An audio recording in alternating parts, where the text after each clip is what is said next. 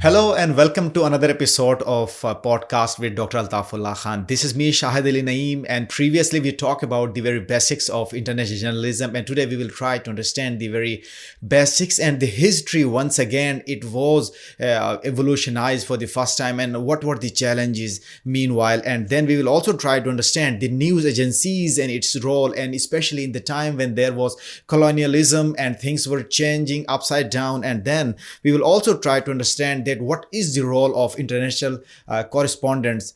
And today we are joined with Dr. Altaf Khan. He is Dean of Humanities at Farman Christian College Chartered University. Thank you so much, Dr. Altaf, for being with us. Sir, my first question is, how was the exchange of news was erased when there was no proper way was there to convey a message?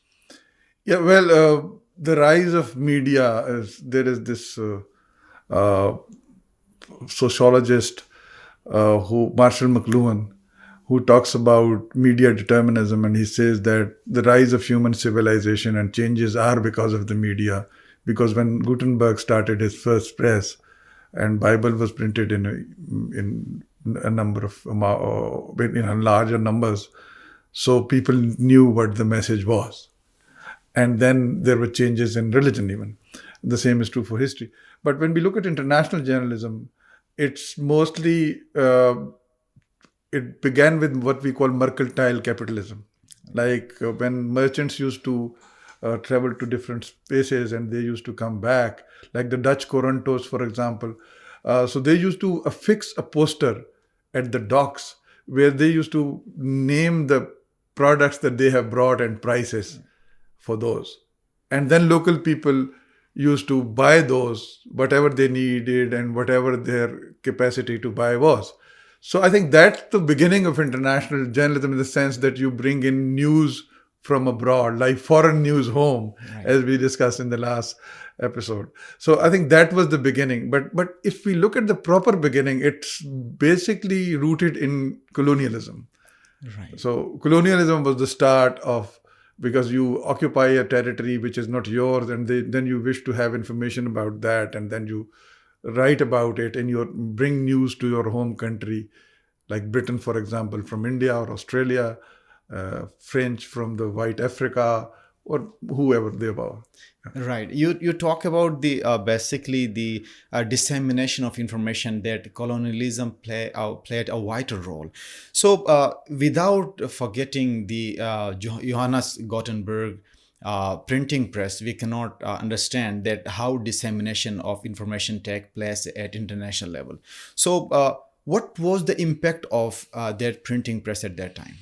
Yeah, well, when we look at the world before Gutenberg, like before the printing press, it was mostly court newspapers, like the Chinese court newspapers. Mughals did have a court. Interestingly, when the British invaded, they annexed the Delhi, they found a printing press in the basement of the Red Fort. So the printing press was there, but it was never used, because journalism in itself depends upon people's participation in political processes. True. If there is no participation, no need for the press. Vice versa, if you don't have a vibrant press, you won't have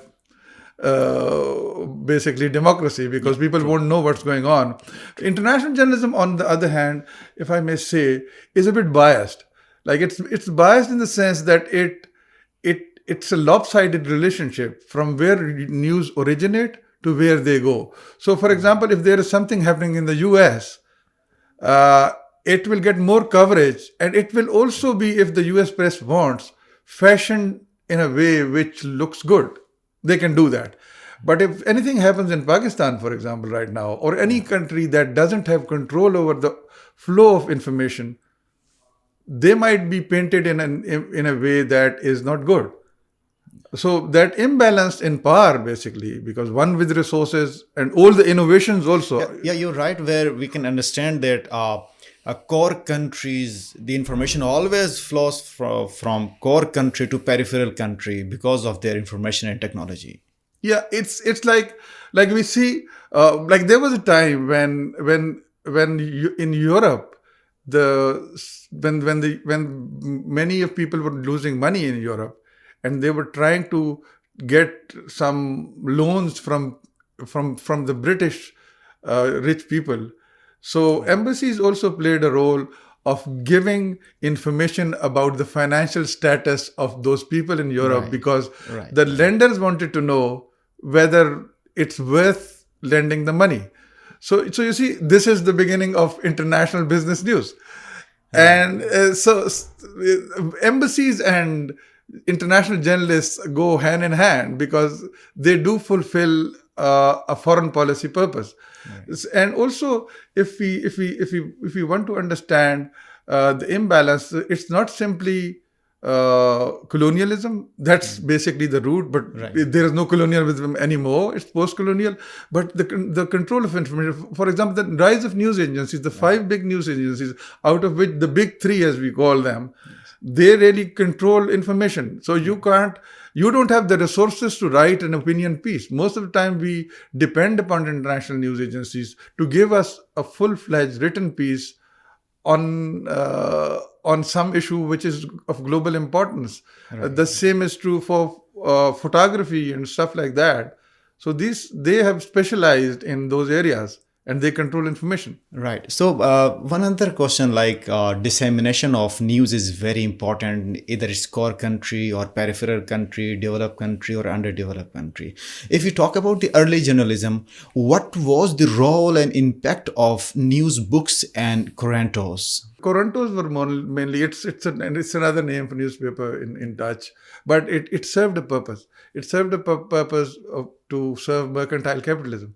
News books, on the other hand, had a very different flavor. Like its beginning in Ireland, it had a great role in India, for example, because their satirical nature was very much the essence of journalism in the beginning. Like the Hickey's Gazette, the first ever newspaper published in Calcutta in India.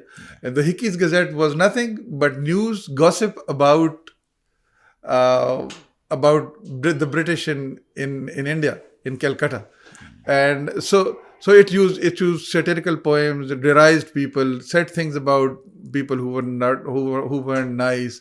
One can say that these were kind of the precursors of tabloids. So somehow what we call a Sunday newspaper, since at that time periodicity was Sundays. So it was getting published only on Sundays. Only Sunday on to Sunday. Yeah, it was weekly. So one thing is periodicity, because a news book means kind of a digest which brings together news for a week or for a month. But also the writing style was different. It also could be seen as when we went into serious journalism. So we saw yellow journalism, as we say. This was a cartoon which was known Yellow Kid, and which was not that bad as. It was not sensational. It was something that they said, that's not journalism. That's not news. If we look at the Yellow Kid from then and see whether it's sensational, it's not. It was just, the journalism was very conservative, it was very well designed, and it dealt with serious issues and important. So that's how professional journalism began. And when we talk about international journalism, we also have to understand that big newspapers in the West influenced the structure and the pattern of journalism in our countries. It's called what we call the Anglo-Saxon model, which dominates even in national news media also. So I have another question, like it was 17th century or 18th century. How the newspapers were evolved in America and in Europe? Yeah, in Europe and America, it was when we could say, just information that is needed for the community. It didn't have an international flavor. Like it was about the community. And still this remains the difference between journalism in our countries, like the post-colonial countries, because they always look for an international dimension. That's the reason why, while we call local journalism or city journalism or community journalism never evolved very well in countries like Pakistan, the 5th biggest nation on earth, a lot to talk about locally, but not much. Like still we have the top news, politics or international, of global importance. What did Donald Trump say today? Why? isn't anything important happening in Pakistan? But it also decides that we have to understand that since modern journalism began in the West, it has in its nature to cater to the needs of immediate publics, people around them, very much community oriented. And that's also one argument that Western journalists give, that we have to tailor a story, information that we get from the developed world, according to the taste of our own readers. They're right and wrong. Right. They are right in the sense that, yes, this is a very old tradition of journalism where you have to localize any international news. But they are wrong because when they do that, at times they decide to take out very critical information, which also has caused in death and problems and miseries of local journalists and populations. We talk about the newspapers, the Corantos, and the news books as well for the dissemination of news. Without forgetting these news agencies like Reuters, Associated Press, or Agence France Presse, we cannot ignore these basic news agencies. So what is the role of basically these news agencies in the development of international journalism? Positively, they have the resources and the expertise to give you a lot of information that's locally not possible. Because we don't have that much resources. But that's one part of it. This was a debate in the 60s in the UN, and then it was decided to go for a new world information and communication order, something like that. And so the McBride Commission, who was headed by Sean McBride, was founded to find two things. Is there an imbalance in the flow of information? And is it harmful? The answer to both the question was yes. So what to do next? Local news agencies, local information structures, information sharing.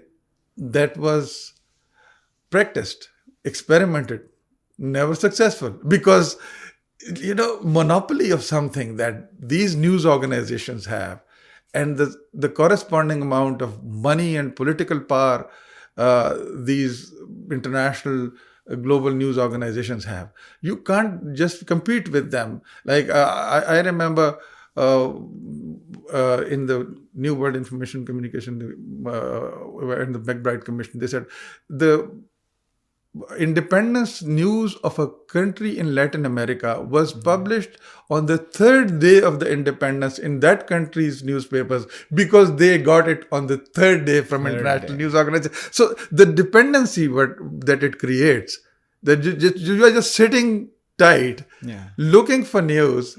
When it comes from, like, your own country got independence, but you are not giving the news. And by the third day, by the third day, you get a reel, like AP used to send all these. So you get, my country got independence, let's file it. So see, that dependency has really damaged journalism in many countries. So the flow of information was quite delayed at that time when there was print. In 19th century, the telegraph was evolved. What was impact and how the news was transformed into a new shape for the dissemination of news within no time? What was the role and what was the impact of telegraph in 19th century? Yeah, it's added to the pace. But then again, you have to have resources, money, and technology. So if in British India somebody wanted to send news to England, do they have the money? Do they have the technology? So who would use that? The British in India, the company. Nobody else. Like the locals didn't have any, they couldn't even send information about themselves. Like I remember, I have seen telegraph being used, like in, jisko hum tar kehte hain, like. Yeah, tar. So this was kind of one sentence. Okay. So if you write a sentence, you pay a lot. So imagine writing a story. So only governments could do that. And governments with power could do that. So the good thing was that any important event could be reported. But the bad thing was that many bad things happening around which the government or any powerful group would like to be reported were never reported. Right.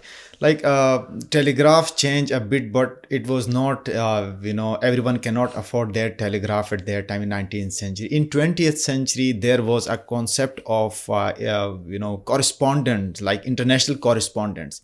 What was their impact basically? Yeah, international correspondence, as we call it, is international journalism. Like that's proper international journalism. When we talk about internationalism, we talk about international correspondence and international correspondent. International correspondent is basically a person who works in another country and gives you information. International correspondence is that process. Like even if you publish in a Pakistani newspaper, which is being read in a foreign country, and right now I must say, many of our friends read Dawn regularly to know about Pakistan. I don't know no offense to other newspapers, but whenever I interact with any friend in another country, they say, okay, there was news, we read Dawn. So internet has really revolutionized it. You don't need to buy it. I remember Dawn coming to Peshawar from Karachi in a flight which used to arrive at 2 p.m. So Dawn was circulated in Peshawar after 2 p.m. And right now, somebody wakes up in the US and reads Dawn. Within no time. Yeah, within no time. So technology has really shaped international correspondence. Wow. But it has also lessened the number of international correspondents. But what ways they have changed this way to represent a news through international or foreign correspondent? Yeah, it's like when we look at, it's again the question of hegemony. Like the Western narrative will always be dominant because it shapes narratives, it shapes global opinion. Like if a big journalist in the West speaks about something which is global, which also involves Pakistan, his view might dominate. But that's changing, right? Because of the social media. You have those platforms. And also influencing people in other countries is becoming extremely difficult. Why? Because people are using the audio-visual medium, YouTube's, Instagrams, and these platforms, and they represent information in local languages. Right. Easily understandable. It's good and bad. It's good that now you have a narrative of your own on international affairs. It's bad, with all due respect, that most of these people don't do their homework. Right. So again, if you want to have authentic information, you listen to somebody in the West. Right. On a global issue, at least to get more information. Like so a lot has changed, but the dominance hasn't. It has been challenged. There is another group of individuals in the West. These are people who immigrated to West. They are in the US, they are in Europe, and grew up there, have a connection to their home countries. They are challenging the very idea of objectivity. They say that the idea of objectivity is a white male upper middle class individual's concept. So they say, okay, why can't I include my emotions towards my country? You do it when you talk about your own country. Right. So that's a changing landscape. So we did talk that once there was time, even America received the Independence Day news after 3 days. South America. Latin America. Yeah, in Latin America. So later on, it changed to expensive technology of telegraph or tar. But what is the impact of 21st century technology like internet and other sources, and how it has impacted the international journalism especially? Yeah, like when this news was given, that is when we have news agencies and everything. So technology was advanced, but as you said, 21st century. And the leap in information and communication technology is enormous. Now everybody is a publisher because that, right. And then you have laws for it. Yes. That's a separate issue. And so the good thing is that you have gotten voices for the voiceless. Yes. Within the country, there are communities in every country, which never had a voice. because they couldn't pay for, like, their part of the country or the industry there couldn't give enough advertisements to media organizations to make them a priority, like Karachi, Lahore, for example. It's true. On the other hand, the same is true globally. Like issues, like again I say, issues like Palestine, what happened recently, would have never come to the fore if there wasn't those challenges coming from social media. We wouldn't have known about that. So on the one hand, it's very good that we have every voice could be heard, and globally. But the downside is fake news, alternative truth, Yellow journalism, disinformation, yes, to the level that it could devastate, decimate human societies. True. Yeah. True. Like making accountable someone through media is very important, but global understanding is also important. Okay. So in what ways does international journalism is playing a role for accountability and global understanding? Well, it's one thing that I understand with all these years in journalism is that our job is to provide information, right? Not to give verdicts. Like that's a judicial process. Yes, that's a judiciary task. But can we give opinion? Yes. Analysis. We have to give good analysis. Now, in the age of social media and this enormous technology, which is available also to radio, television, and web-based newspapers and everybody, we can do a lot of good. Like we can have debates. Like it's like the interactive nature of social media. You can discuss things. But then there is this ethical question. How do we discuss?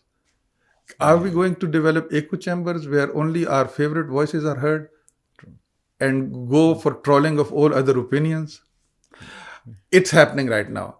What I hope and believe is that it's a transitional phase. It's a new toy in the hands of a child. Right. So that child is trying to understand how to play with it.